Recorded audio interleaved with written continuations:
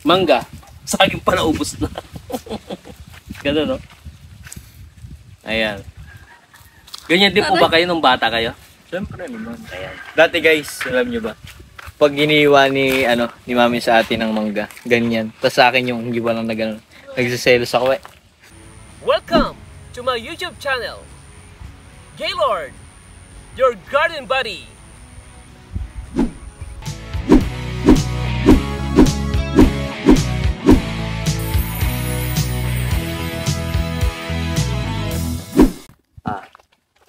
Hello.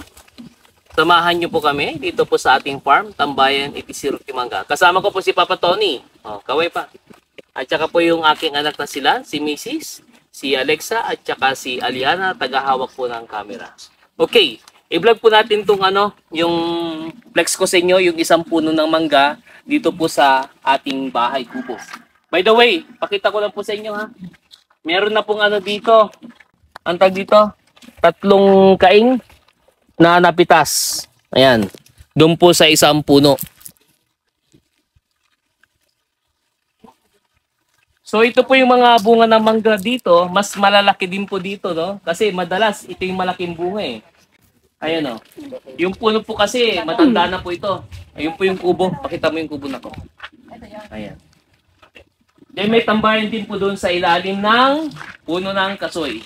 O, tignan niyo po, halika. May ipapakita po ko sa inyo. Oops! Ayan. Di po ba sa vlog kong isa, pinapakita ko na yung isang way para makita na hinog na yung o pwede nang pitasin ang mangga kapag lumubog. Pag inilubog mo doon sa tubig, doon sa may timba. Ngayon, yung isang way para malaman na kapag yung isang mangga ay pwede nang pitasin para pahinugin kapag yung isang bunga nito ay pahinog na sa puno. Okay. Ayan. Kasi kanina po, hindi po ako binigyan ni Mrs. Kain po tayo ha. Talim ah. Ang talim nung Ano?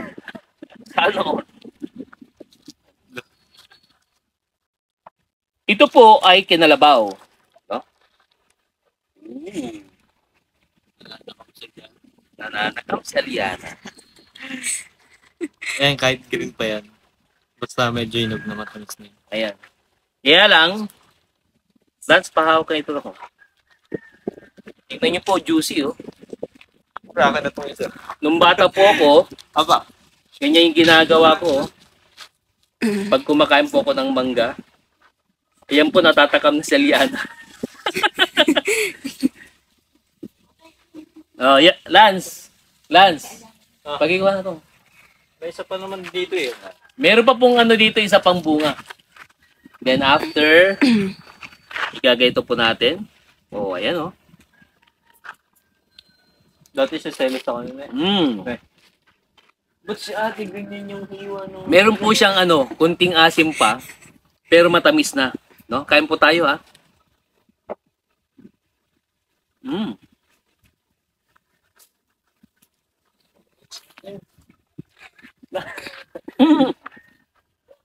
Mamitas na raw kami. Mamitas ka na, Lance. Halika dito para mas maganda yan. Hindi kasi marunong magiwa. Di kasi nung bata ko, ganyan lang din. Tingnan nyo po, pakita mo doon. Pakita mo. Dito para makita. Gawin natin cover photo nung vlog. Pakita mo doon. Ayan po ha. Mangga. Sa akin pa naubos na. Ganun no? Ayan. Ganyan din po ba kayo nung bata kayo? Siyempre naman. Ayan. Dati guys, alam nyo ba? Pag giniwa ni, ni mami sa atin ng mangga, ganyan. Tapos sa akin yung giwa lang na gano'n. Nagsiselos ako eh. Mami, bakit ganyan yung hiwa ng kay ate? Tapos sa akin hindi. Ay ngayon, marunong na ka magiwa. Sa ate, wala siyang mahiwa ngayon dahil kinakain mo dati yun. Ayun pa ako makain ng mangga. Sawa na ako dyan. 19 years of existence. Ayan po ha. Mga ka-garden lovers. So, pag po dito, by next episode na po siguro, pag mamimitas na po ng avocado, i-represent ko po sa inyo yan. Pero pag may time po kayo, pwede po kayo mamasyal dito sa ating farm. Kailan lang namitas po kami ng mga tag dito, kasoy. Then ngayon ay mangga, sa susunod naman po ay avocado. At saka yung mga langka pa, may langka ba ngayon pa na makukuha? Meron pong isang langka din na makukuha. Then siguro sa susunod, yung pong saging kasi common na po rin dyan.